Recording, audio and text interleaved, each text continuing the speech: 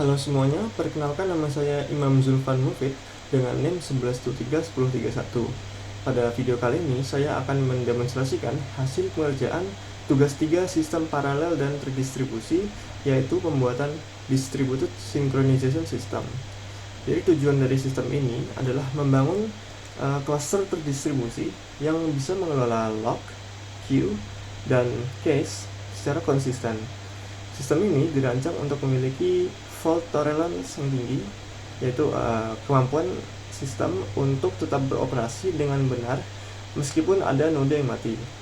Selain itu, sistem ini juga dioptimalkan untuk menangani Byzantine faults, yaitu di mana sebuah node tidak hanya mati, tapi bisa saja mengirimkan data yang salah atau korup karena masalah keamanan. Jadi di sini kita bisa lihat langsung arsitekturnya. Oke, jadi untuk arsitektur sendiri, jadi untuk mencapai high availability dan fault tolerance tadi itu, sistem ini dirancang menggunakan topologi cluster 10 kontainer Docker. Jadi untuk memastikan tidak ada single point of failure. Jadi pertama untuk manajemen konkurensi, di sini ada 3 lock manager node. Di sini saya menggunakan consensus rough untuk menjamin linearizability. Itu standar konsistensi di mana setiap pembacaan data dijamin mengembalikan hasil penulisan paling terbaru. Jadi seolah-olah sistem itu kayak cuma jalanin satu node gitu. Habis itu sistem ini juga dioptimasi dengan pre-fault untuk mencegah node yang baru bangun mengganggu stabilitas cluster. Jadi dan juga ada fitur snapshotting agar locknya tidak menghabiskan memori. Ya, setelah itu di sini ada pengelolaan message spacing. Di sini ada 3 queue node. Jadi di sini topik-topik antriannya itu disebar merata dengan algoritma consistent hashing. Jadi keuntungannya itu kalau nanti kita misalkan scale up atau scale down nodenya, proses perpindahan datanya akan sangat minimal. Terus di sini terakhir ada 3 cache node. Di sini konsistensi memorinya itu lokal dijaga pakai protokol MESI atau Modified, Exclusive, Shared, dan Invalid. Jadi protokol ini dia itu memastikan cache coherency. Jadi cache coherency itu maksudnya dia menjamin semua node melihat data yang sama di memori mereka meskipun data tersebut diubah-ubah secara paralel. Di sini disimulasikan mekanisme bus snooping lewat HTTP broadcast antar node. Nah, terakhir di sini ada juga node Redis sebagai persistent state store biar data antrian tetap aman. Semua komunikasi antar node ini dia berjalan secara asynchronous non-blocking lewat REST API. Oke, kalau gitu kita akan langsung ke demo fitur. Pertama kita akan jalankan dulu.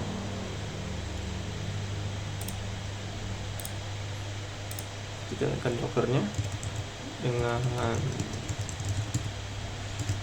docker compose.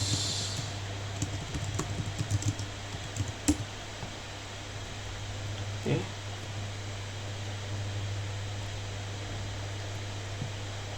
Oke, sudah berjalan. Pertama kita akan mengecek dulu status kontainernya.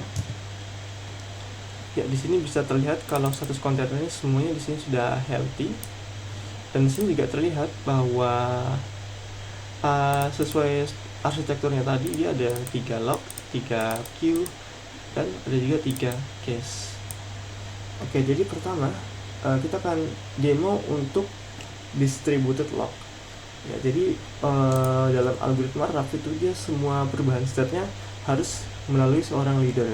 Jadi pertama kita harus cari tahu leadernya itu siapa sih dari ketiga node locknya ini. Oke, di sini saya sudah siapkan sejumlah komen. Di sini kita akan cek infonya untuk port 8001 atau untuk lock 1. Kita akan cek apakah dia leadernya. Oke, langsung kita dapat leadernya berarti jika kita jalankan yang ini 8002 atau log 2, dia adalah follower. Oke, karena kita sudah tahu followernya mana, leadernya yang mana, ini kita sekarang bisa menguji untuk fitur leader redirection. Jadi leader redirection dia akan mengirim requestnya itu akan langsung redireksi dari follower ke leader. Jadi misalkan di sini kita punya request ke log 2 atau follower, dia ini akan secara otomatis mengirimkan respon 307 temporary redirect ke alamat leader. Jadi dia terredirect ya ke leadernya. Dan jika kita lakukan ini ke leadernya,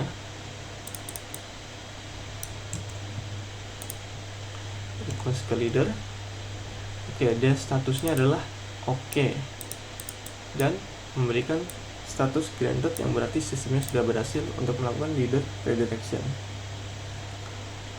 Sekarang kita akan menguji untuk fault tolerance atau ketangguhan sistemnya nih. Jadi kalau misalkan kita hentikan leadernya, kita tahu leadernya tadi adalah log 1, kita lakukan docker stop log 1.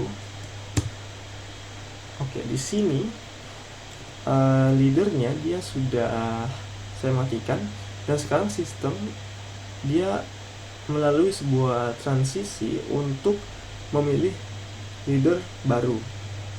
Jadi sekarang kalau kita cek lagi untuk salah satu dari ini, kita cek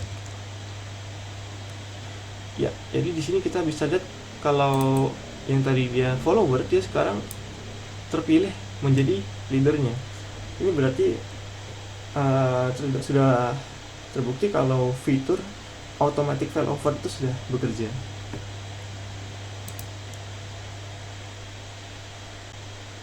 Oke, sekarang untuk demo kedua, yaitu distributed queue. Ini dia itu sistem antrean ya. Di sini tantangannya tuh gimana caranya data tetap aman meskipun ada gangguan di sisi pembaca pesan.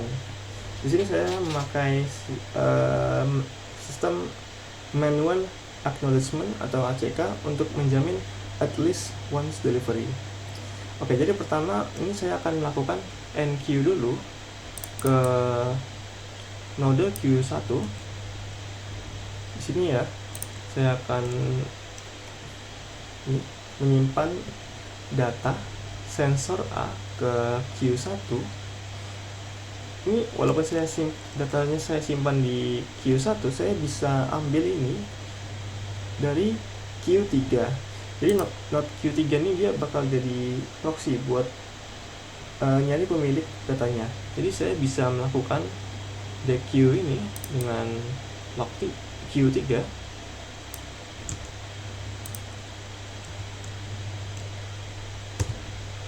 dan dia akan deq ini. Kemudian dia akan mengembalikan ACK ID atau acknowledgement ID ini. Dia akan diberikan waktu 30 detik untuk meng-acknowledge kalau dia sudah mendapat ini ya. Jadi kalau 30 detik lewat, dia akan membuat copy lagi di antrean tersebut. Tapi jika kita melakukan ACK acknowledgement ini,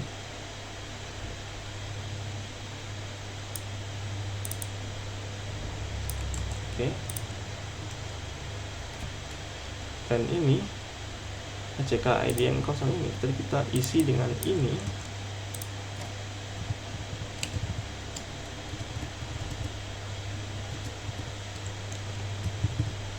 maka dia akan meng-acknowledge kalau dia sudah melakukan deq, dan datanya akan hilang di antreannya. Baiklah, kalau begitu selanjutnya adalah fitur distributed cache.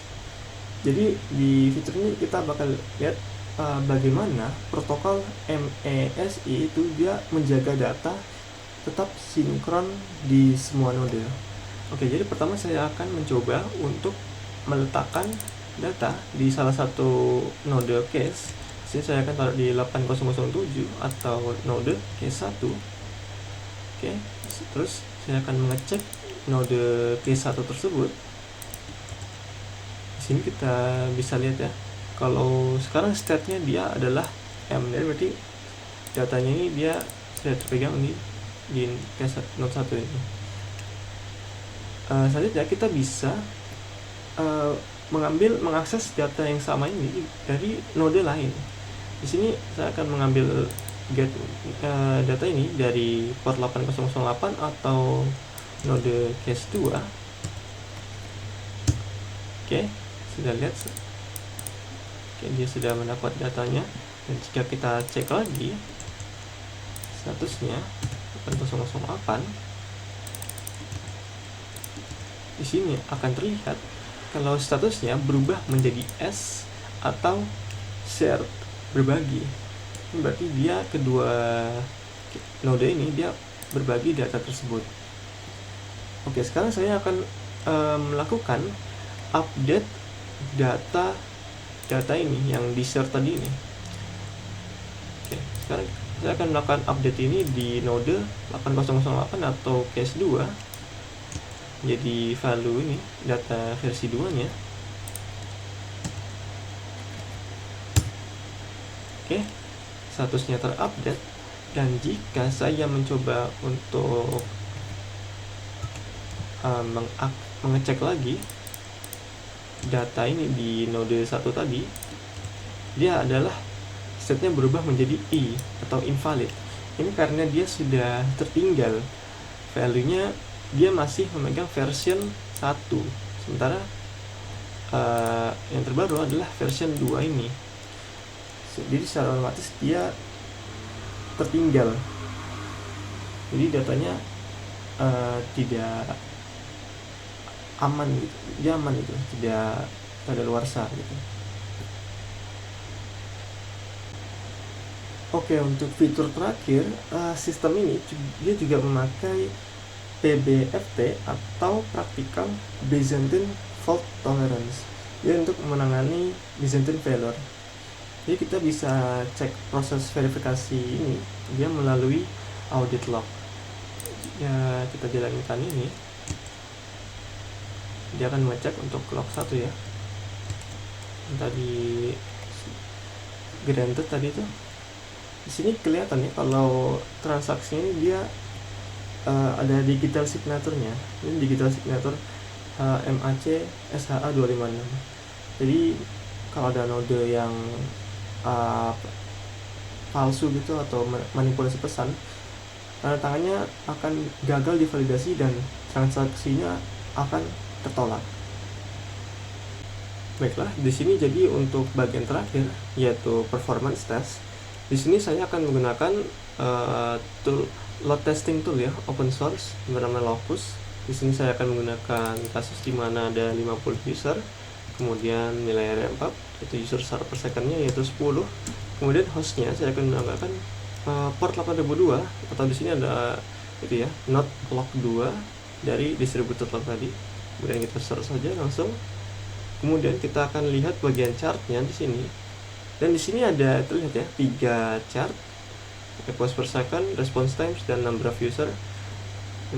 Yang akan kita lihat yaitu kedua ini ya, RPS dan response time. Jadi untuk request per second-nya itu sendiri, di sini dia terlihat ya kalau ada nilai failure-nya yaitu 0%.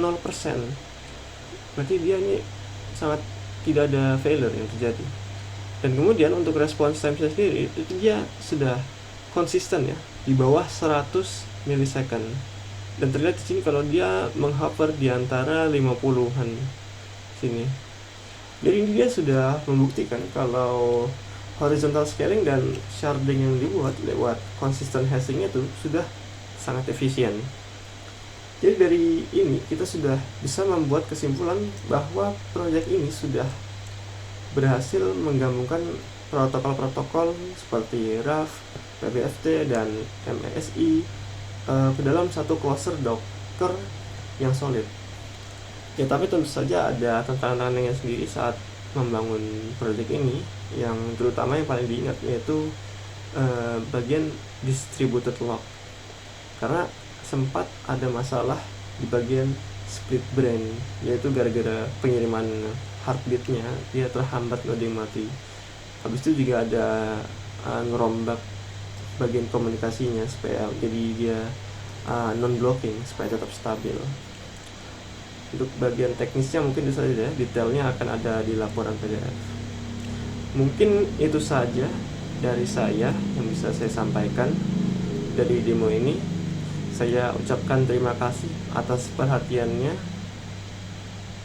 dan saya pamit undur diri. Terima kasih.